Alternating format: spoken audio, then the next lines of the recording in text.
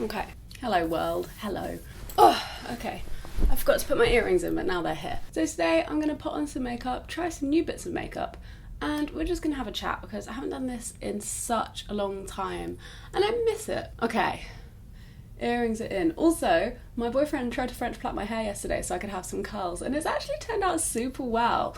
I definitely want to start styling my hair without heat a bit more, so maybe this is the way forward. There's a couple of factors in my life at the moment that are making videos quite hard, and I just wanted to talk about them. We're going to try and do a really nice glowy face. I don't know if this will work. We're going to mix two primers to try and make the ultimate primer. We're going to mix the Too Faced Hangover Primer with the Charlotte Tilbury Wonder Glow. I've not really tried the Wonder Glow very much, hence why I've got it in this little container. What have I done? Oh my god, I've made way too much primer. This is like primer overload. Oops. Let's talk about where I'm at. I'm feeling really inspired at the moment in terms of video ideas. I feel like there's so much I want to make, but I feel completely held back in making it by where I'm at in my life. I don't know if this is the right place to start this video. I made a couple of notes before I began, and it definitely did not start with, here's me in a crisis. I'm not in a crisis. I think that's an exaggeration. Do you ever worry you're using too much primer? So basically, I am feeling very suffocated in my environment in terms of filming at the moment. As you may or may not know, I was hoping to have moved house by now. I'm midway through the housing process.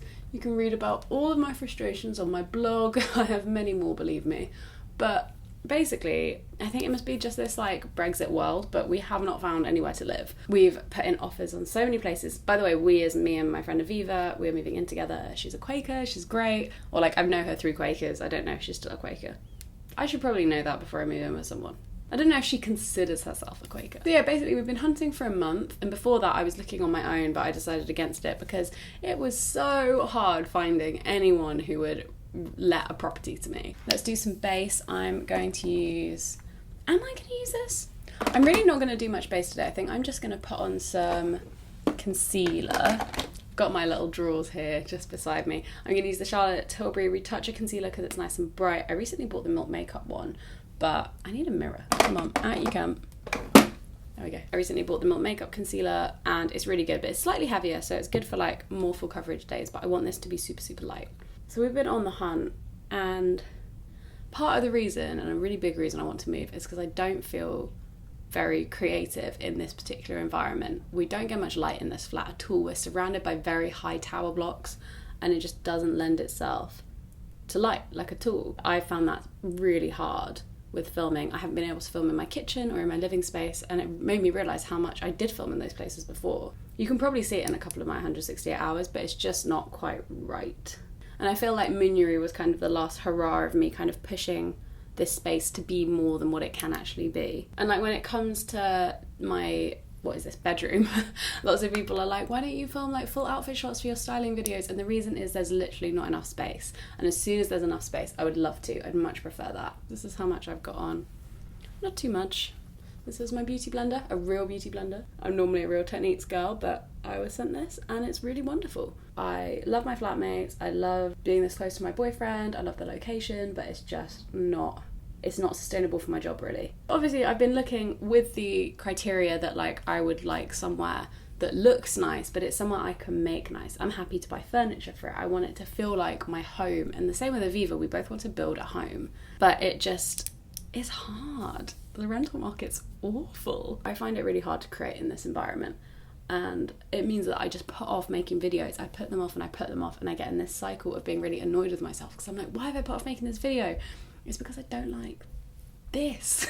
Let's do a little bit of bronzing I think now. I might actually use this smaller brush that I've never used for anything. I think it might be nicer for a bit of more detailed bronzer. This is the Real Techniques Instapop cheek brush, and I'm using the Urban Decay Beached Bronzer. I'm really trying to get through this a bit more. I've been using it for ages. Look, I'm kind of making my way to the pan. I don't mind it. It's okay. I feel like I'm just living in limbo at the moment, basically. And that's just one of the factors that's making me feel that way. There's a couple of others too. One of which being just how dreadful the news is at the moment. But yeah, so the news doesn't help, I'd argue. I find that just extra challenging. It means that at the moment, I'm just in a really bad cycle of getting out of bed at like 9 and then like staying in bed till 10 because I'm reading about some random thing that's happened in the midday or in the evening or whatever, and then I just start my actual day at like 11, and that's really unhelpful, and that's my own fault. Don't get me wrong, I'm having a moan about it, but it's my own fault. I hopefully made this quite subtle. At least that was the aim. And I should probably bronze matte underneath. Woo. I've been thinking a lot about it on the subject of reading the news on social media, which is still not a habit I've kicked.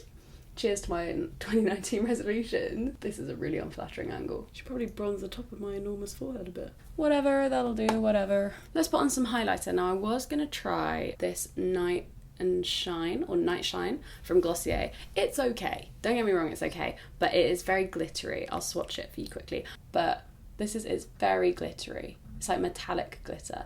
And that's great for an evening, but it's a bit intense for me personally for the day. It's also quite dark on me still because I'm really, really white. Let's grab my haloscope, put that between my legs while I do my brows. I'm currently on the Colourpop.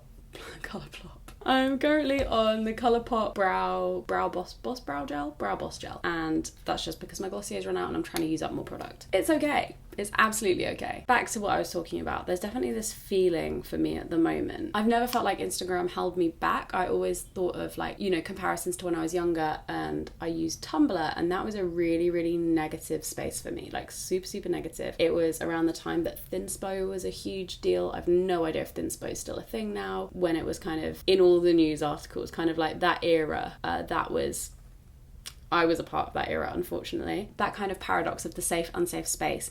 It's safe for you to do all the things that you shouldn't be doing that make it unsafe. I found that environment like the epitome, the like obvious, this is a negative impact environment online. So when I'm on Instagram, I curate it quite heavily. I follow what I want to follow, and I generally thought that it wasn't having a negative impact on me. So I'd relate it back to those Tumblr days and be like, well, it isn't making me feel as bad as that did. It turns out that's a bad parameter to judge your life on. Oh, well, it isn't making my eating disordered. Well, that's good. Instagram is a space where I only follow people I want to follow, which sounds really dumb, but a lot of people, I didn't realise this, a lot of people feel a lot of pressure to follow people that they don't even like because they're worried about what they'll say if they unfollow them. Why? It's just social media. I can still really like your company and not want to see your behaviour on social media because it's potentially having a negative impact on me, and that can be nothing to do with what you're actually posting. It's how I'm translating it into my own life. If I were trying to get into university right now and there was one person that you knew was going to get into Oxford or Cambridge or the university you want to get into who only posts their successes on Instagram, you can still like them as a person and unfollow them while you're going through that process of potentially getting rejected or having to deal with that environment.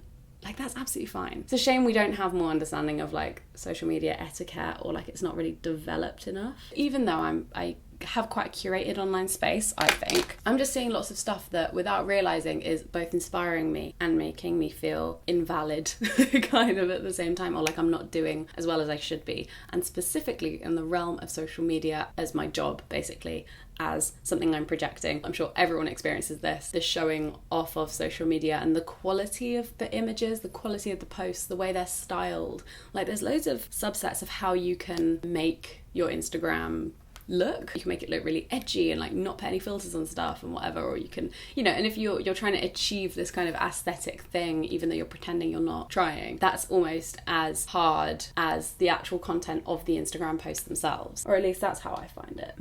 Yeah, I love this stuff. I go in and out of using it, but I just love it. I've noticed in terms of an aesthetic sense, I'm holding myself up to try and make my Instagram feed look like a Pinterest board when I'm not a photographer. Instagram is not my thing. Like, naturally I love it and I enjoy doing it and I've got a lot better at it, but I'm a videographer. Like, primarily film is my thing. Looking good, looking glowy.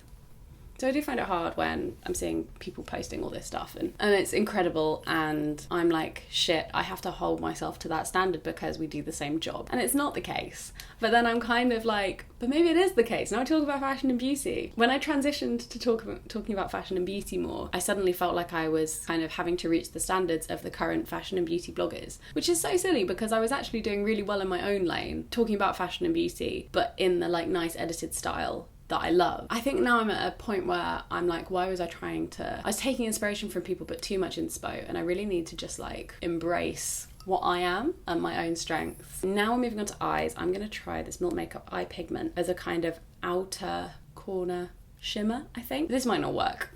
Very old MAC 217 brush. This is the oldest, but I would not feel justified throwing it away knowing that it's made of animal hair. I know people think I'm a hypocrite.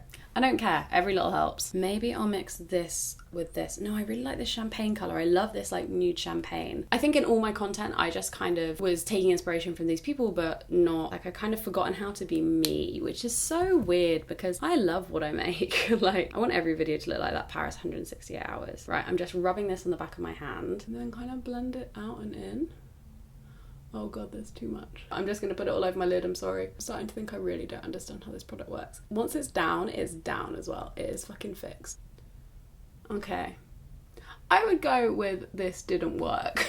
Yeah, I tried to be in the lane that I'm not in and then realised I don't want to be in that lane anyway. Like, I want to make fashion and beauty content that's nothing like what a lot of the popular fashion and beauty YouTubers make.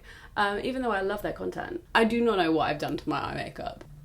That doesn't look very good. Will I ever do nice makeup on a video? I don't think I ever will. Sorry, we got really distracted there. And so obviously Instagram's my major insecurity because it's something that I didn't grow my skill on, shall we say. It's something that came with the videos. Okay, moving swiftly forwards, we are moving on to the Kush mascara from Milk as well, which I bought really recently. Seems really lovely. It's very lengthening, I will say that. It's not very volumizing, so if you're looking for a lengthening mascara, this is the tits. If you're not like me, I really want volume, not length. I have long enough eyelashes as it is. Maybe not for you. Can I make this eye makeup look any better? I think I've really fucked it. Oh well, here we are. It's not about the makeup today. So I'm finding YouTube as an environment harder as well. I don't know if this is controversial or not, but in all seriousness, when I thought about filming this video and I was just making these notes, these tiny notes, my first thought was, what should I title this video? I think that kind of explains where I'm at. I've never been in this YouTube environment where it is so competitive and so saturated, and clickbait has definitely become the norm, and I don't know if you can make a successful video anymore without clickbaiting it slightly. Clickbait really isn't my bag. I'm not good at it. It doesn't feel very sincere to me, and I've been on YouTube a bit too long and I see it still as a really negative thing. But I wonder if there is a way that you can have like successful videos without it being super clickbaity. Like, I don't want to do outrageous things or pretend I'm doing outrageous things or write in all capitals. For the record, I don't think this is why my channel is performing the way it is. Like, I don't think I'd be mega successful suddenly if I started doing funny titles. There really is this like pressure to be a performer now on YouTube, and I'm not a performer. Well, maybe I'm a performer. What would you call vloggers performers? It just feels to me at the moment like there's quite a lot of pressure to be outdoing yourself. I think an epitome of this is the way that some channels are growing by spending a lot more money, and that's always been a kind of a thing, but it's become way more mainstream, I think, now. Like, I think this Mr. Beast has a really good channel, but a big part of the growth tactic to get the audience to watch more and more is to up the numbers. If you don't know what I'm talking about, I'll link a video, but he spends a lot of money on his videos, literally being like, I paid 10 grand to do this, or like, I donated 100 grand to this thing. I would say there's an element of clickbait in that kind of a very accurate but very outrageous title. Maybe it's not clickbait, I don't know. Let's move on, Moon. You're chatting shit. And on the subject of YouTube, I wonder what gets people to click on thumbnails at the moment. I don't know what makes a good thumbnail. No one does, really. And I always kind of keep a store of like the ones that I find really good. I have like a special thumbnails playlist where I save the thumbnails that I've instantly seen and been like, I want to click on you. Try and see if there's anything in common. I don't know, you know. It's not just about like a nice image or something. It's about, it has to be really obvious and really clickable. But then how do you do that without being vulgar? It's a balance that I don't get yet. I'm really happy with my thumbnails right now, but they ain't getting clicks, so I don't know. But maybe that's the content. Like, I'm under no illusions that my videos aren't as good at the moment. And these are the reasons that I think, among, I'm sure, many others, that I don't think they're as good as they could be, like my environment, and then not knowing how to market them to the audience that I love and the audience I want as well, if I want to grow. But also to you guys, because you're clicking on them, but who knows if that's to do with the thumbnail or because you know who I am already and you're like, I like Lucy, she's cool. And there's a whole other level to it. You don't feel like you can be all that experimental because it is your job, it is your income, and if anything changes, it's risky. You have to make every decision you make about your content like it's the growth of a company or like it's a business decision. And that can be really, really limiting. Obviously, I don't have to do this as my job, but I love it as my job and I want it to continue. So I do have to think with a business hat on as well. And I know it probably sounds like I complain a whole bunch, and I'm really sorry if it does. I really, really love what I do. It's just really interesting when these like weird caveats and like little nooks of the job come up and actually cause a problem, because then you have to make decisions and you have to work out what to do. Can you see my lashes? Like, they're good.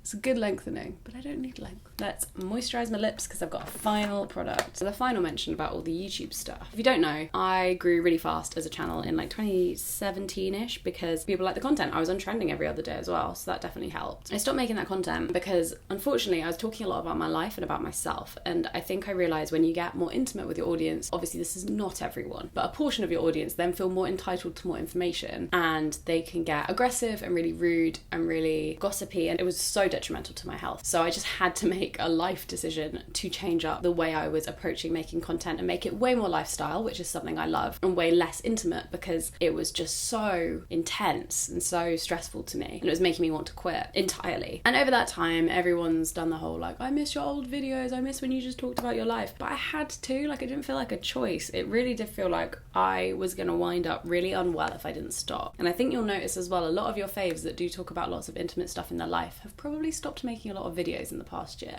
or past 2 years. It's because it's not good for you to build your business off of just being like, this is my life. Not good for you. So a couple of things have happened in that time. A lot of the commentary has calmed down and not been nearly as invasive, whilst I still get everyone's fair share of unpleasant things that are said about them online. I wouldn't necessarily call it hate, because these people a lot of the time have very genuine intentions, but they just have a way of expressing it that's really, really unpleasant. Like, I've had a whole video made about me saying I'm anti-Semitic, which was just like the cherry on a cake of a year, believe me. By the way, this is the Glossier Play Vinylic Lip in Bank. I think these are the star of the show in the new Glossier Play collection. These last so well and they absorb into like your lips. They keep them really moisturized on a night out, and I think that is just the best. They don't bleed, they don't look patchy, they just kind of simmer down and look kind of worn in, and then you can top them up as and when you want. That is so perfect for me and my dry lips. They don't look dry when I wear this, and that is just great. And I've got I've tried like 4 shades. They're all the same, they're all really good. The commentary on my life has calmed down, and that's been really good and much easier for me and my mental health. And then on top of that as well, I've become better at dealing with that kind of commentary. I'm able to distance myself more from it. Also, these don't feel like a gloss at all, for the record.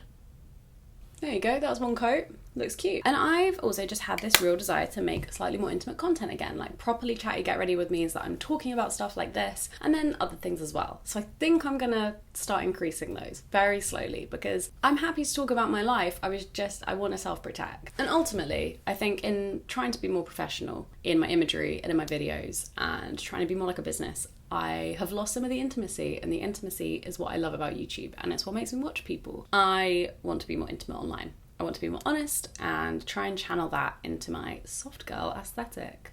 Ding ding. Okay, I'm done. This is my final look. Let me zoom you in. I hope you enjoyed that zoom. This is my glowy-ish everyday makeup. I hope you really enjoyed. I hope you enjoyed this chat. Let me know your thoughts in the comments, please. Also, tell me what makes a good thumbnail, because geez, I don't know. And thank you so much for watching. I will see you in my next video.